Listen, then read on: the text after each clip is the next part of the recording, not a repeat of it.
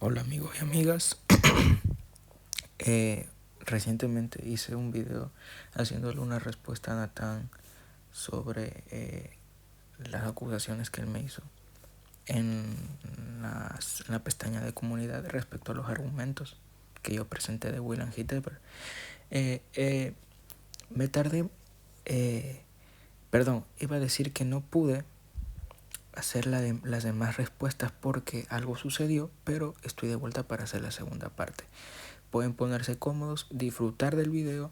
Estaré aquí también citando algunas fuentes respecto a lo que yo opino de las publicaciones que Natán me hizo en su canal. Entonces, sin más que hablar, comencemos.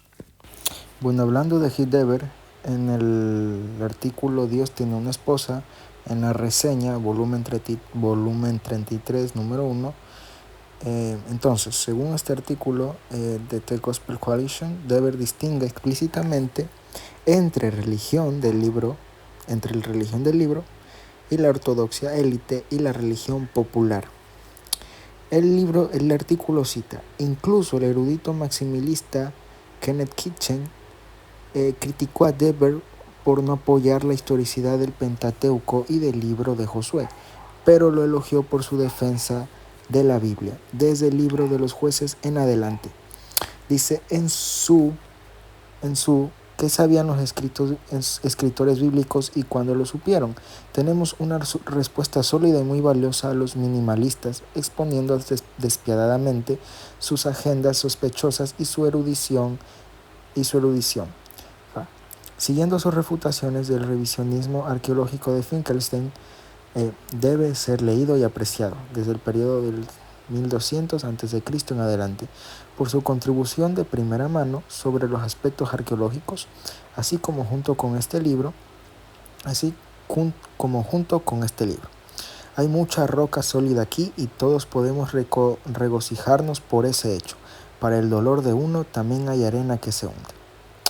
Entonces, discutiendo extensas evidencias arqueológicas de una serie de sitios israelitas, en gran parte fechados entre los siglos, creo que son 9 y 8, Dever argumentó que creo que 9 o 6, bueno, ahí los pondré después. Bueno, Dever argumentó que esta religión popular, con sus altares locales y objetos de culto, amuletos y las ofertas votivas, eran representativas de la perspectiva de la mayoría de la población, y que la religión del libro, centrada en Jerusalén, del círculo deuteronomista, se estableció en la Biblia hebrea, solo fue reservada a una élite, un ideal religioso en gran parte poco práctico.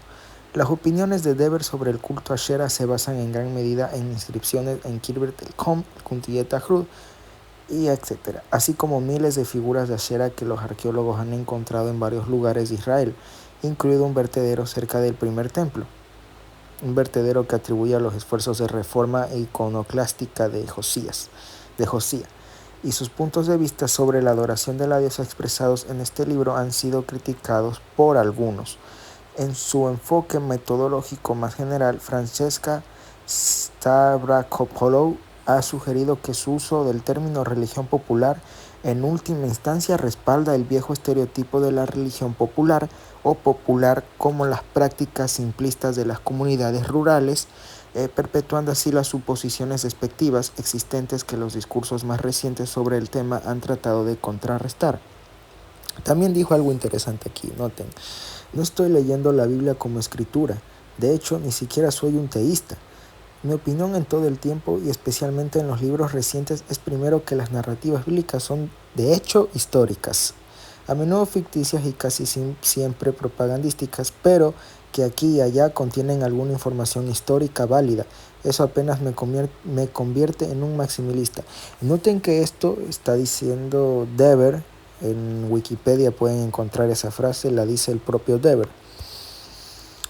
Entonces afirma que Dever, basado en excavaciones como el Kirbet el-Kom, el Kuntiyet Ahrud, argumentó que la mayoría de la población practicaba una religiosidad plural con altares locales, figuras votivas y cultos de Asherah, y que el monoteísmo bíblico era más bien un ideal religioso sostenido por una élite religiosa.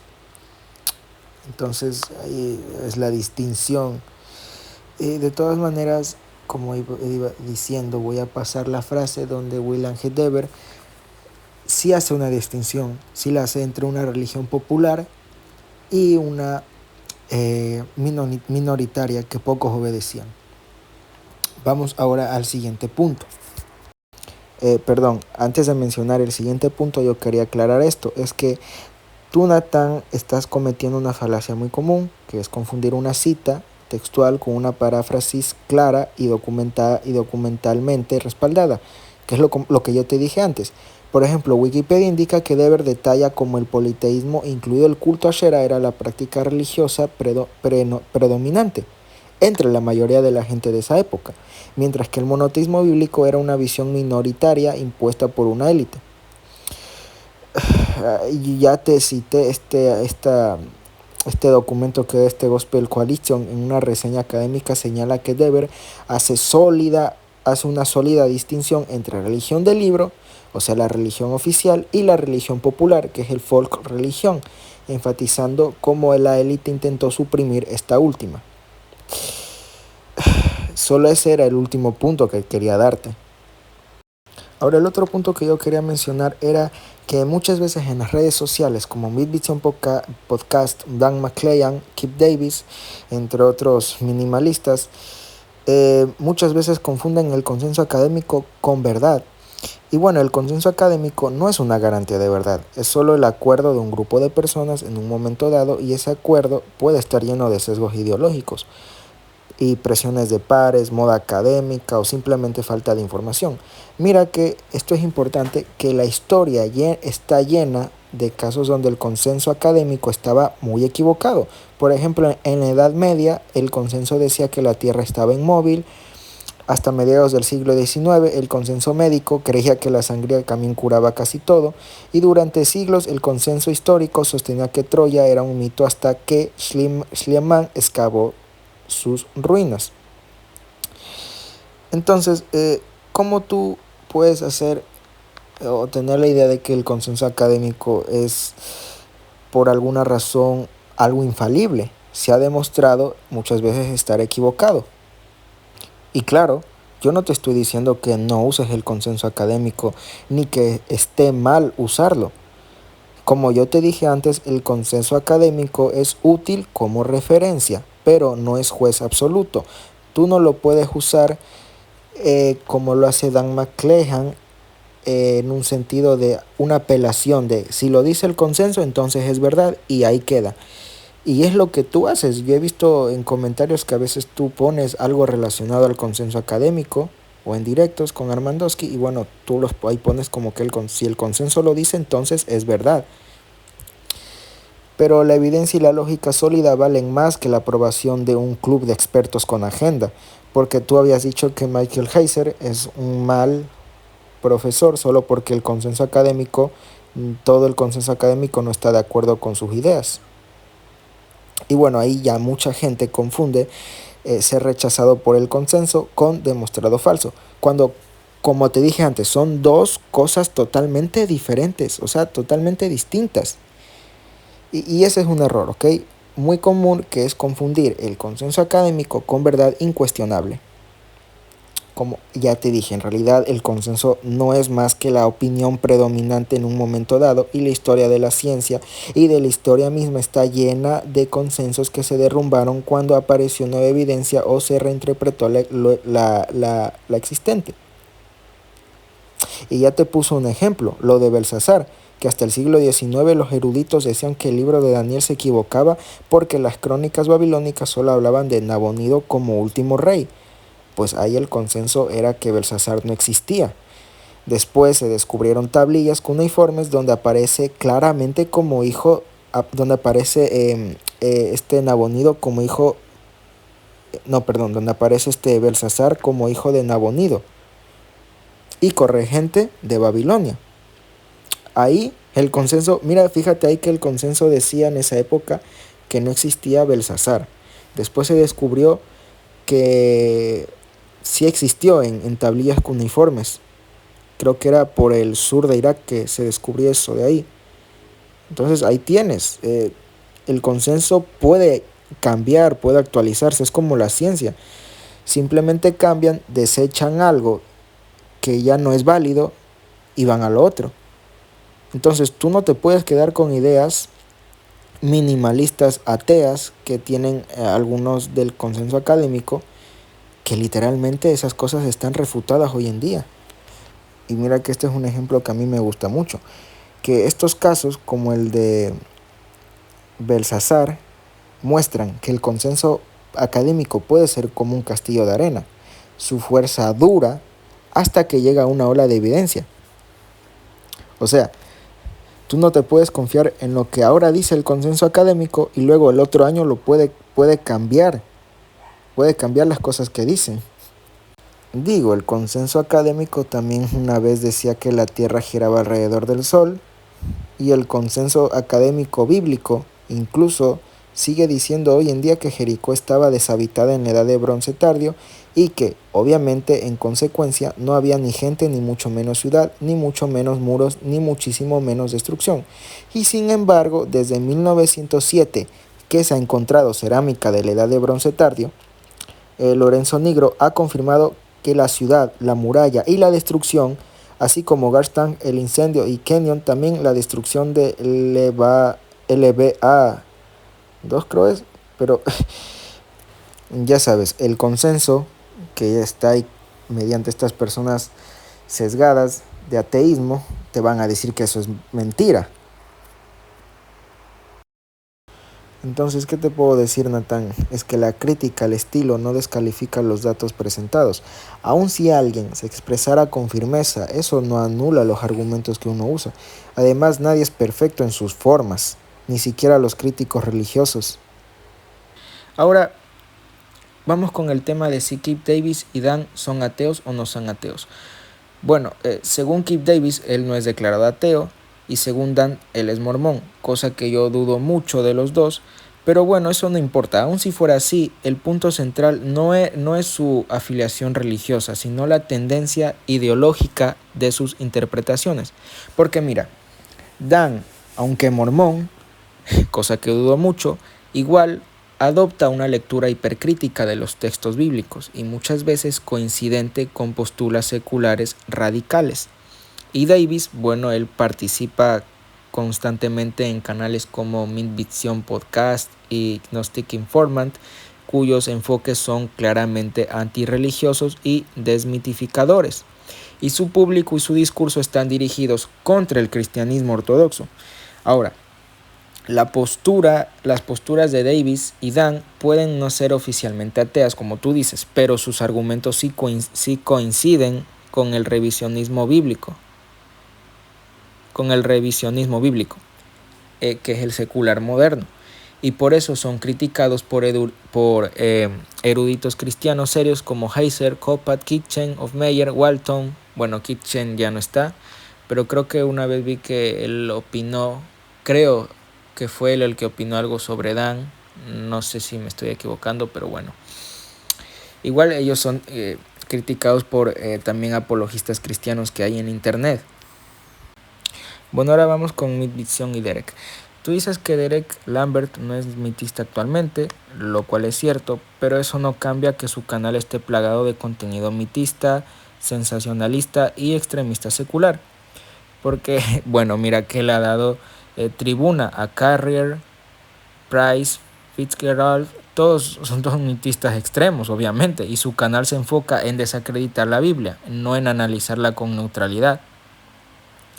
Y bueno, no importa si Lambert personalmente cambió de postura, su canal sigue siendo una plataforma ideológica y su contenido general no representa una visión académica balanceada, sino un activismo contra la fe cristiana. Y sobre Spirit Philosophy y su intercambio con Midvision. Bueno, tú afirmas que Ip ha sido refutado por Midvision Podcasts, lo cual es falso porque Michael Jones ha refutado punto por punto a Carrier, Price y Bart Ehrman con abundantes citas académicas, y sus argumentos están basados en estudios serios de física, historia y filosofía. Y aunque Spirit Philosophy no es un académico institucional, sus argumentos se basan en literatura revisada por pares, ¿sabes? Porque su canal sí está al nivel académico, aunque sea apologético. y además muchos apologistas han hecho mejores trabajos que académicos con sesgo secular. Ahora resulta que si no tienes un título académico, entonces también dices mentiras. ¡Wow! Mira qué pensamiento. Bueno, ahora sobre David Falk, sobre el profesor David y su irrelevancia académica. Bueno, tú dices que Falk no es leído por la academia. Mira, aún si no fuera así, yo ya te dije que la academia se ha demostrado que se han equivocado y que esas personas no son infalibles. Pero bueno, tú sigue con tu idea de infalibilidad académica. Pero igual lo que dices es engañoso, porque Falk ha publicado en revistas académicas de egiptología, no sé si tú has sabido eso, y sus posturas sobre el éxodo han sido reconocidas por académicos como Hofmeyr y Bimson. Incluso él se reunió con un académico que creo que fue Dever. Bueno, es un académico que no es religioso y es amigo de él. Además, el hecho de que la academia secular no lea apologistas no invalida sus argumentos, solo revela el sesgo institucional que esa gente tiene. Y el valor académico no se mide por aprobación ideológica, no se mide por eso, sino por el rigor del método. Métete eso en la cabeza, por favor, Natán. Falk, Hofmeyr y Kitchen usan arqueología, usan epigrafía y análisis lingüístico, igual que cualquier otro erudito. Pero ahora tú sales con... mira, esto me dio mucha risa y perdón por la palabra que voy a usar, pero ¿cómo tú puedes salir con esta estupidez de que David Falk es irrelevante en la academia y que ningún académico o que la academia no se ha leído a Falk y que por eso sus argumentos no son buenos o son falsos? ¿Cómo vas a decir es tremenda estupidez, Natán? O sea, si se dan cuenta los seguidores de este señor, literalmente eres igual a Adán. Lo tuyo es una clara apelación al consenso académico.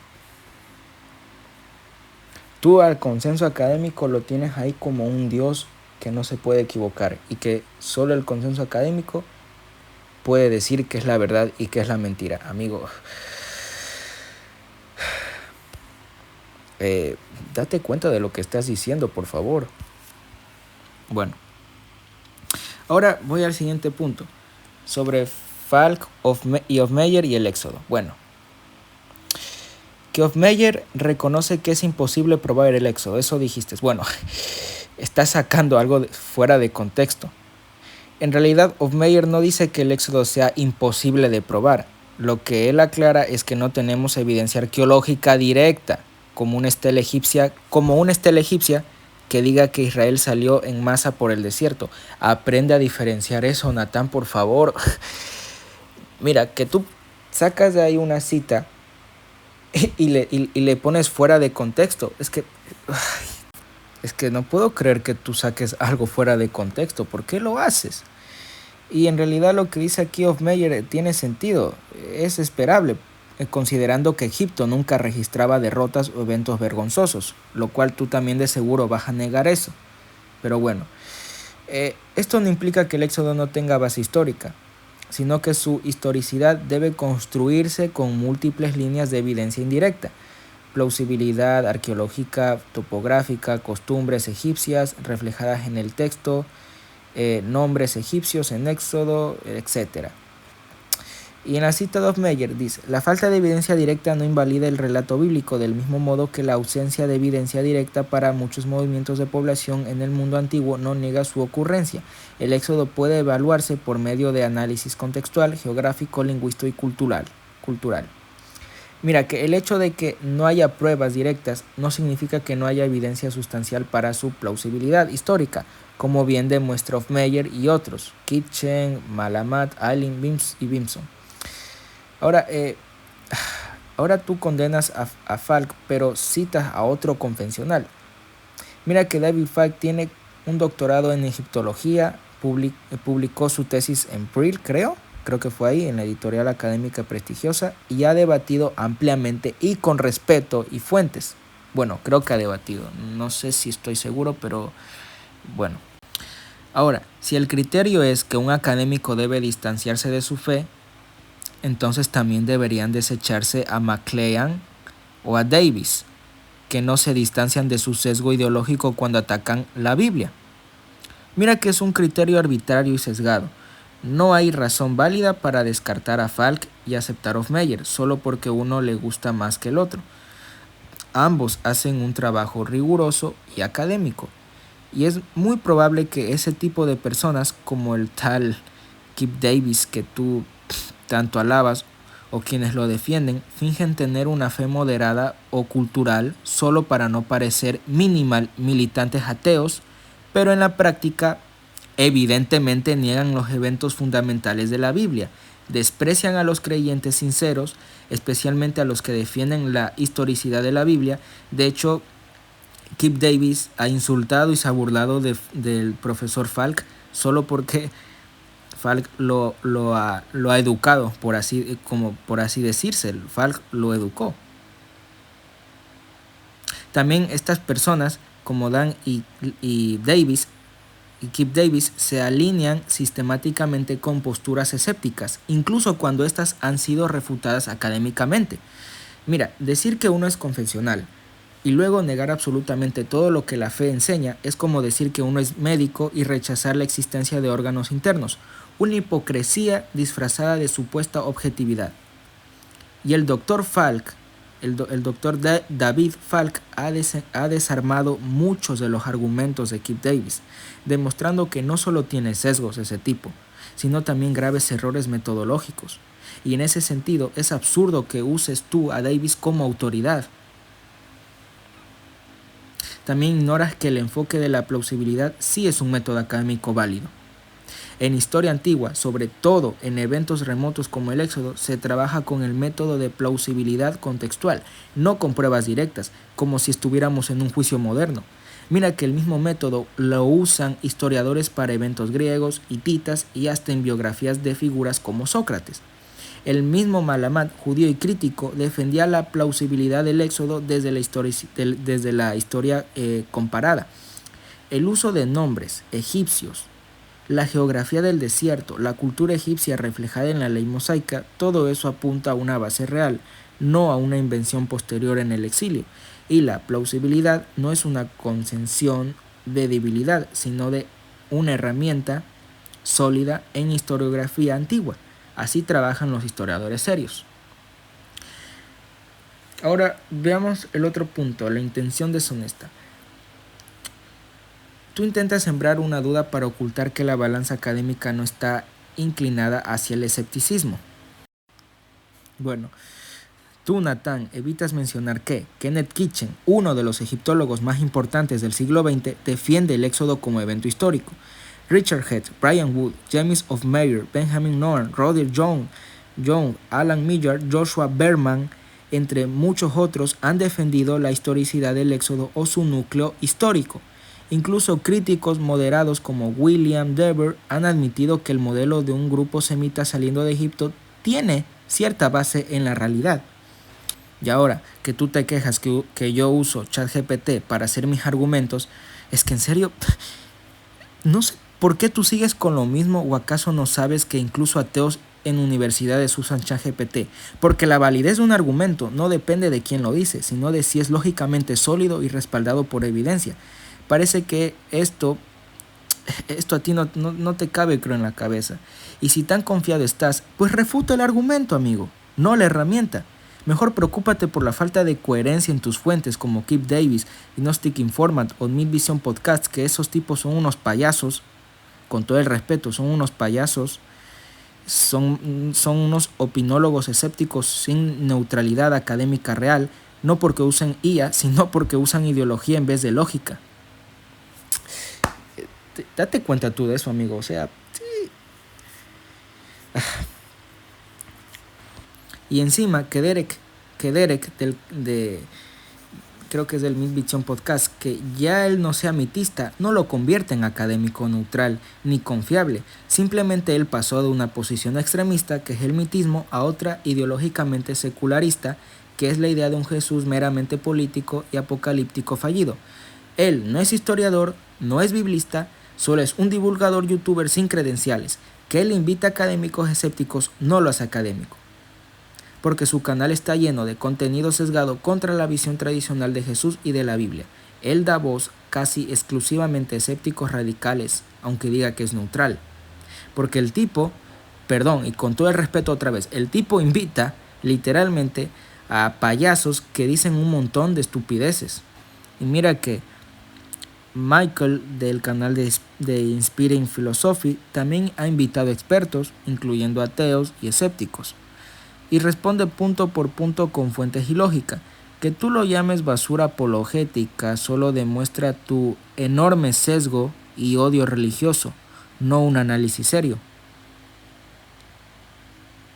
Porque a ver, yo sé que todos tenemos sesgos, pero es que tu sesgo es muy... El sesgo que tú tienes, Natán, no sé la palabra que decirlo, pero tu sesgo es muy deshonesto. Es muy malo el sesgo que tienes tú.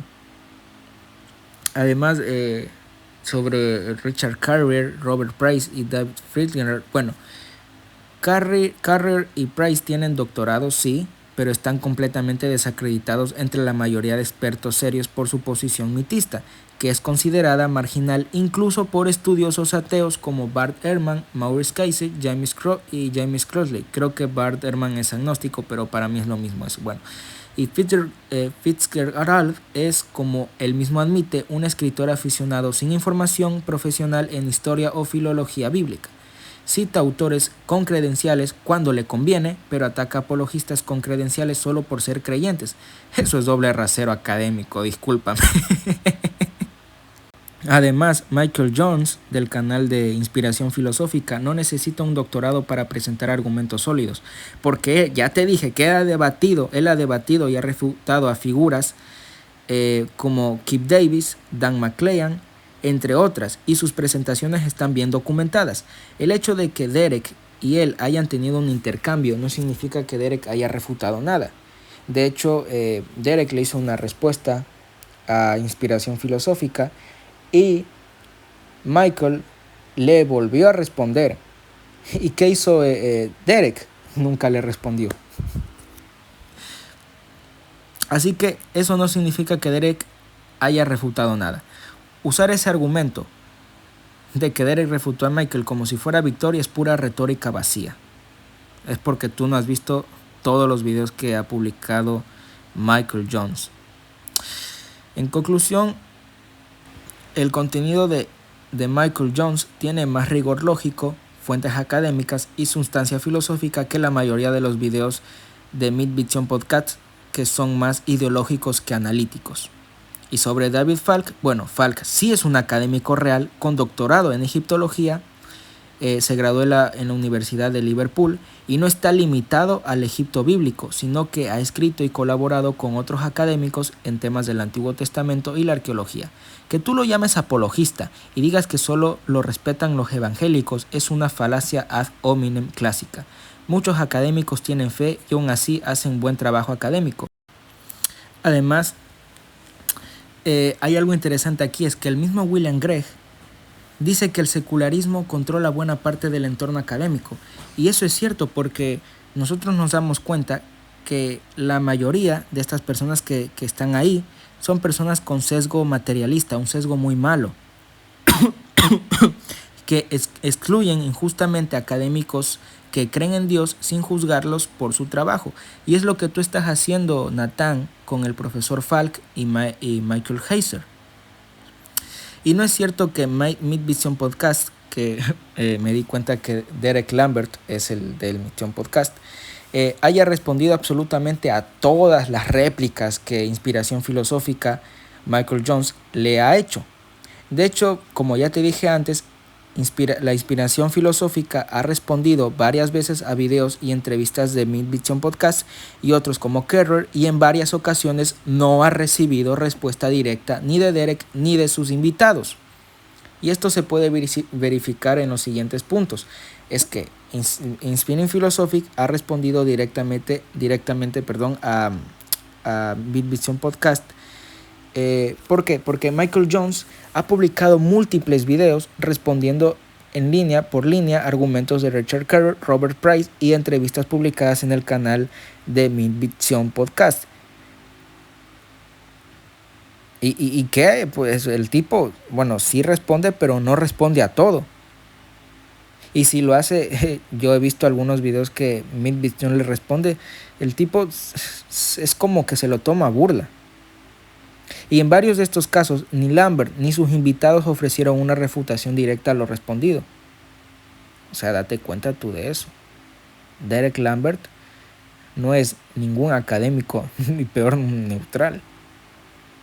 Y aunque muchos lo promuevan como divulgador académico imparcial, lo cierto es que Derek no tiene información académica formal en estudios bíblicos, en historia antigua o arqueología, y sus invitados mayoritariamente son críticos del cristianismo, ex-evangélicos o figuras vinculadas al escepticismo radical. Su canal promueve más bien teorías marginales, aunque a veces se cubre con el discurso de pluralidad académica que según dice tener él.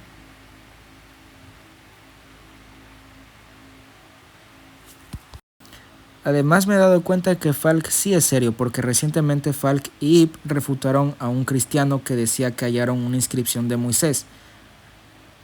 Mira que Falk y Michael Jones del canal de Inspiración Filosófica refutaron a un cristiano que decía que hallaron una inscripción de Moisés. Y tú te atreves a decir que Falk es un dogmático cristiano. Yo no veo en nada de eso un fanatismo religioso extremo. No lo ven nada. Y es curioso que hables de no atacar a todos los creyentes cuando en tus directos, tú y tus amigos ateos o deístas o agnósticos, lo que sea, han hecho exactamente lo mismo, que es críticas. Críticas feas, o sea, generalizar, burlarse y caricaturizar creencias. O sea, no me vendas el cuento del disclaimer noble. Porque ese truco de decir no me burlo de todos, solo de algunos, mientras tú descalificas constantemente a un grupo entero, ya gastado. Y la realidad es que si para ti insultar y hacer escarnio es válido, porque es internet, no vengas luego a exigirme que juegue con guantes de seda cuando te respondo, por favor. Y si te tomas la libertad de ser agresivo, no puedes quejarte cuando la agresividad vuelve hacia ti mismo. Y eso no es pensamiento crítico, es hipocresía básica lo que tú tienes, con todo el respeto. Ahora, último punto sobre tu supuesto corset ético cristiano. Bueno, la típica falacia de exigir a un creyente que nunca puede ser firme o confrontativo porque su religión dice que debe amar y callar. Esa es una distorsión barata, déjame decirte. Jesús mismo confrontó a los hipócritas, tú puedes leerlo en Mateo 23, respondió públicamente a quienes abusaban de la fe del pueblo, y en Juan 2 tiró las mesas de los cambistas. El Antiguo Testamento está lleno incluso de profetas que hablaron con dureza contra la injusticia y la idolatría, así que no. El cristianismo no exige que uno sea un monje tibetano que sonríe ante todo. Amigo, sácate esa idea de la cabeza, por favor. Y ya que mencionaste el corset, tú también tienes uno, el de tu propio discurso de librepensador crítico y objetivo, que se cae cada vez que recurres al mismo tipo de ataques personales que denuncias en otros. O sea, aparte de deshonesto, eres hipócrita. Mira, yo llego hasta aquí. Hablaré del tema del consenso más adelante. Te envío saludos. Que el consenso académico te bendiga. Chao.